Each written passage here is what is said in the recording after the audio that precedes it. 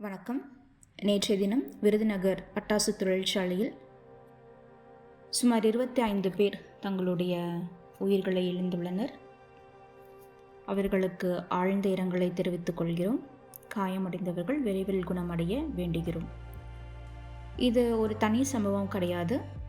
சிவகாசி, விருதுநகர் ஆகிய இடங்களிலும், நாட்டில் பல்வேறு இடங்களிலும் இது மாதிரி தொழிற்சாலைகளில் ஆண்டுக்கு பல்லாயிரம் பேர் விபத்துகளால் இறந்துட்டு இருக்காங்க. இது அவசரகால பாதுகாப்பு நடைமுறை போதாமையை காட்டுது.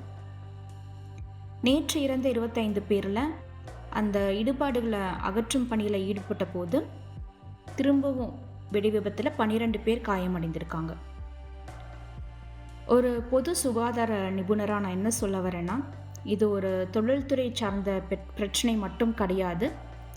இது தடுக்கக்கூடிய ஒரு பேராபத்து. அதனால் உடனடியாக ஆண்டுக்கு 2 முறை கட்டாயம் பாதுகாப்பு ஆய்வு செய்யணும். தொழிலாளர்களுக்கு உரிய பாதுகாப்பு பயிற்சி கொடுக்கணும். பெண்கள் தொழிலாளர்களுக்கு பாதுகாப்பு மற்றும் காப்பீடு ரொம்ப முக்கியம். ரசாயன சேமிப்பு தரநிலைகளை கரெக்டாக மெயின்டைன் பண்ணணும்.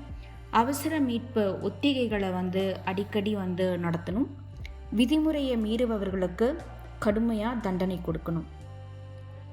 உயிரிழந்தவர்களின் குடும்பங்களுக்கு உரிய இழப்பீடு, காயமடைந்தவர்களுக்கு போதுமான முழுமையான சிகிச்சை மற்றும் அதற்கு காரணமாக இருந்தவர்களுக்கு சட்டப்படி நடவடிக்கை, இது எல்லாம் ரொம்ப முக்கியம். மனித உயிர் எந்த லாபத்தையும் விட மேலானது. நன்றி.